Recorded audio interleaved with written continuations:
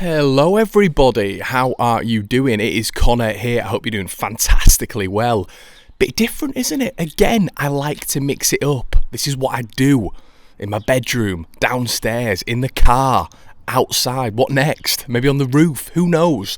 But thank you for tuning in. I hope you've got your coffee, your tea, your wine, wherever, whenever you are on this beautiful place that we call planet Earth. And we are back with your Leeds United review. And oh, doesn't it feel good to be on the beach? Wish I was on the beach. Where's your favourite beach? Get it in the comment section below. Your favourite English beach, UK beach. Get it in the comment section below. I don't know where I'd go for maybe. Maybe Blackpool?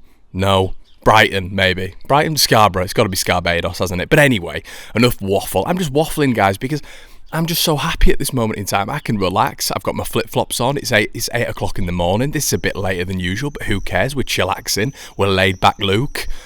Because Leeds we've won again, away from home. This Premier League stuff, I mean, is it that bad? Is it that bad? I was thinking, there's crowds there yesterday.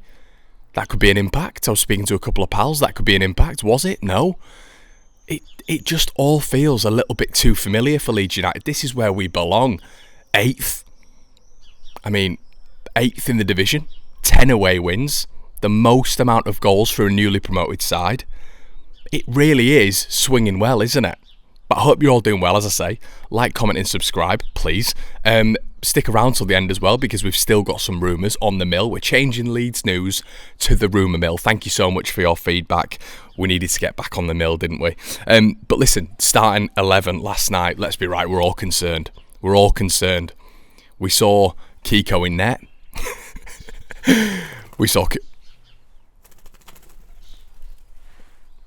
Strange. This is the problem being outside. Birds fly over your head. Owls tweeting. Do owls tweet? Shambles. But listen, it was a disjointed 11, wasn't it? Kiko, Rodrigo came in as well, but Rodrigo was in central midfield. There was problems with that in the first half, let's be honest. Coops came in. I thought he was absolutely fantastic. Liam Cooper. Let me just bring my notes up here. But yeah, I thought it was absolutely brilliant. Liam Cooper, once again, comes in, does a job every single time. I get that there's people who don't think he's good enough, but listen, when he comes in, he always does a job, and I think Liam Cooper has pretty much been near on faultless this year for Leeds United, so well done, Coops. Came in, did an incredible job. But yeah, the starting 11 was very interesting, wasn't it? Very interesting indeed. We didn't know whether or not we were going to see the emergence of Berardi. We did, which was great. 100% record with Berardi, just saying.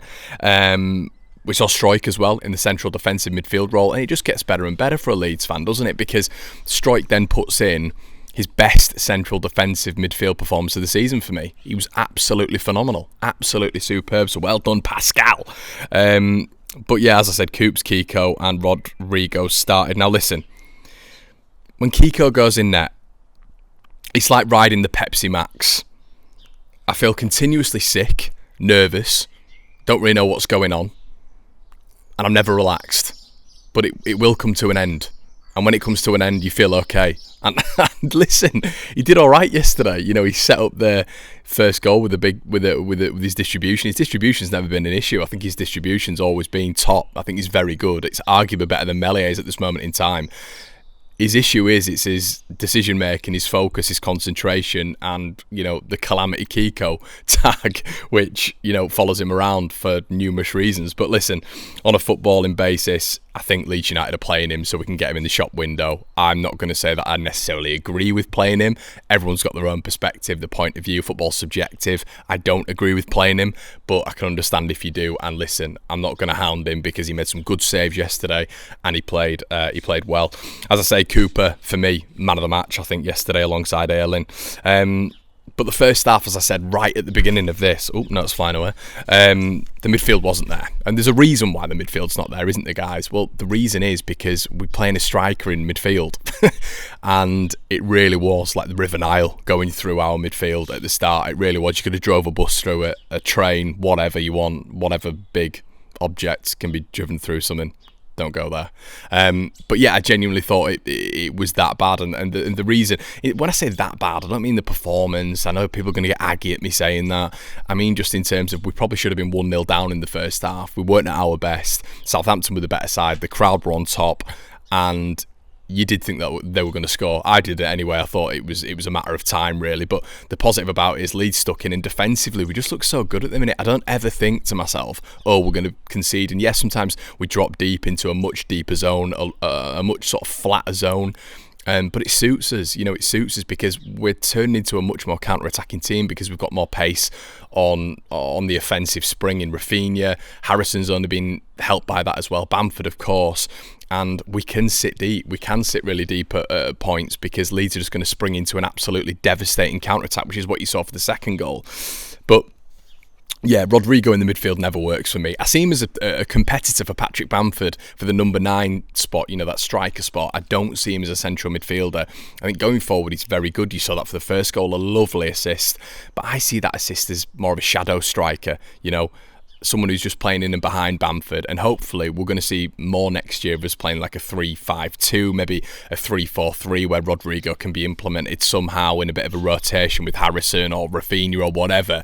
I don't want to see him in that central midfield role, that 8 role, because it doesn't work. Defensively, you saw it yesterday. There was moments where Ward-Prowse would just walk past him, and Rodrigo hasn't got the awareness in a centre midfield capacity to go and pick him up because he's always thinking about going forward. Vestergaard would obviously just stroll past him, even though I know it's a man-marking system, so Bamford's supposed to follow him. But, there's just a few things in that midfield role defensively that doesn't work for Rodrigo. But aside from that, I thought going forward he was very good. And it wasn't just him in the midfield as well in that first half. I think Stewie looks tired. I thought he looked a little bit leggy yesterday. But listen, overall, the burnout thing's hilarious, isn't it? What are we, top of the form table? Lol. But yeah, the last 20, I thought we really saw the best of Leeds growing into the game, stronger, physically combative, better than the opposition team, and they weared and we got stronger, and this is what continuously happens. And what I thought was really interesting yesterday is there was moments obviously where we were in our zone, our deep line zone, for large portions of the game when Southampton were attacking. But in the last 20 minutes, our press got increasingly more aggressive and higher, which I did not expect. And Leeds started winning the ball up higher. And that was clearly a ploy by Marcelo Bielsa because he knew that Southampton would fade like Burnley faded and Leeds would get stronger. And this is why in this division, people talk about second season syndrome. Listen, we ain't Sheffield United. We ain't Reading. We are a completely different proposition. We're a completely different problem. And that's from the foundations of Leeds United, the backing, the money that we have, the manager that we have, the setup that we have, the players that we're able to attract, acquire. Leeds are a completely different problem. So if you want to keep comparing us to Sheffield United, you do so if it fits your agenda. A little bit of a rant there. But yeah, Roberts, well done, sir. Got his goal. I thought he'd screwed it up. I think we all did. But listen, I'm happy for him. It was interesting how Rodrigo got brought off. He looked really annoyed, didn't he? And I get that with Roddy because he's barely played 90 minutes, really. And I think that's something that's going to have to change going into next season. I think Rodrigo will demand to play more. He's a world-class player. We know he's a world-class number 9. He's not a world-class midfielder, as I've just said. But Rodrigo, I think, needs to be starting more. Where that happens, I don't know. When that happens, I don't know. But it is something I would like to see a little bit more of. Whether or not that means even just someone like Patrick Bamford can take a little bit of a rest in the last game, and we can play Rodrigo up front. We don't know what the lineup's going to be, do we? Realistically, for West Brom, it could be anything.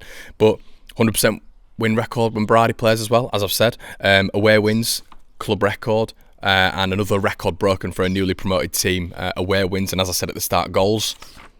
It's all good, isn't it? There we go. Leeds United with another win.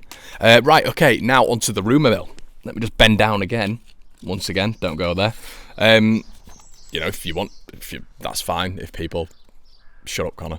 Anyway, Leeds United have scheduled talks with Noah Lang this weekend. Apparently there is going to be a deal done for. Apologies for the dog. Apparently there is going to be a deal done for the Club Brugge winger, so that's really exciting to see. That's been reported by Football Insider this weekend, so whether or not that's going to be a goer, we do not know. And really good last night, we were getting some pundits finally complimenting Leeds United. What goes on with dogs? Why do they just want to attack fences?